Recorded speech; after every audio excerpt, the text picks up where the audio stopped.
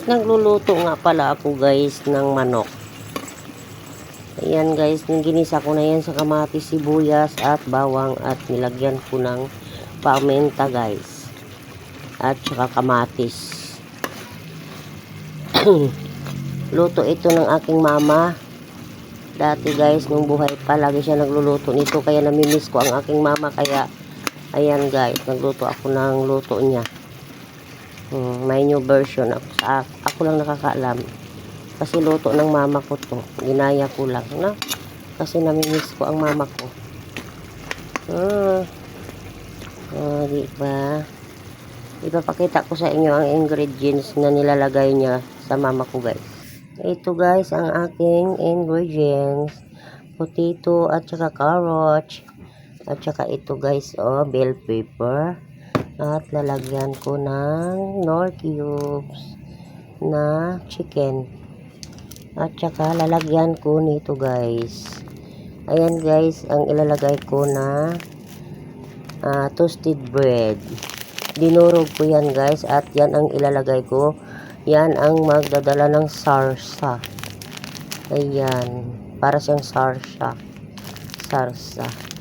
Panoorin nyo na lang mamaya guys kung ano ang kalabasan nito. Maraming salamat sa inyong lahat guys. Thank you so much. Maraming salamat sa inyong panunood. Ayan na guys. Ay ating ilagay na ang ating ilagay na natin ang ating carrots at saka patatas. Ang hirap talaga mag-vlog na hawak ang kamay ng cellphone. Ayan na. Kasi guys,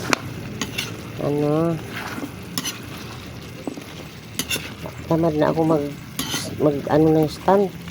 Kasi baka lagbong ba, mahulog. Kasi ang stand ko, ewan ko, ang pangit ng bili ko.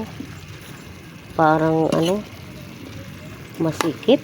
Parang tumatalsik yung screen ng aking cellphone. Kaya delikado, baka pupunta dito ang cellphone ko sa niluluto ko. Ayan. Kaya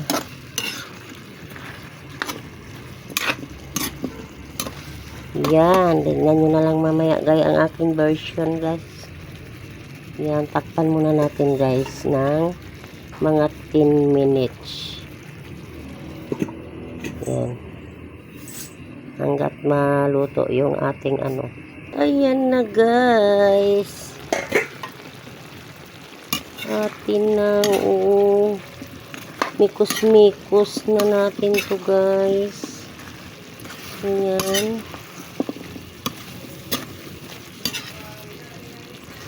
Ayan. Diba guys, ang sarap.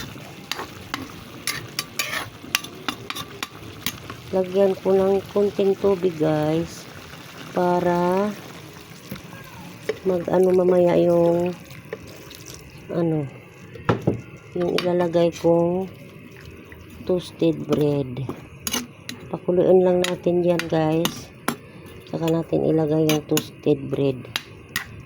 Saka ilalagay na rin natin ayan guys, ilalagay ko na yung ating Knorr cubes na chicken para malasa na siya. At lalagyan ko ng kunting asin. Ang asin ko malalaki, dapat yung ginagamit ko kasi iodized. Wala kasi, na ubusan ako. Kaya napilitan akong bumili sa tindahan, malalaki. Ayan guys. Takpan natin muna guys at ilagay ang bread, yung toasted bread. Ganun lang kasimple guys, at saka patuyuin na lang konti. Ay ilagay na rin pala natin ito guys, yung sili na bell pepper, para pagkakulo ilagay na natin yung toasted bread. lalapot na siya. O, diba? Ganun magluto yung mama ko, guys. Kaya, inano ko lang, namimiss ko lang ang mama ko. Kaya nagluto ako sa niluluto niya. Hindi ko alam ang pangalan kung ano ito. Ayan. Ayan na, guys. Lalagyan na natin ng toasted bread. Ayan. Ayan na. Ayan. Ganyan lang siya, guys. Lalapot din yan. Lalapot yan, lalapot. Ganun magluto ang aking nanay dati, guys. Yung mama ko. Sabi ko, pwede pala yung toasted bread ilagay.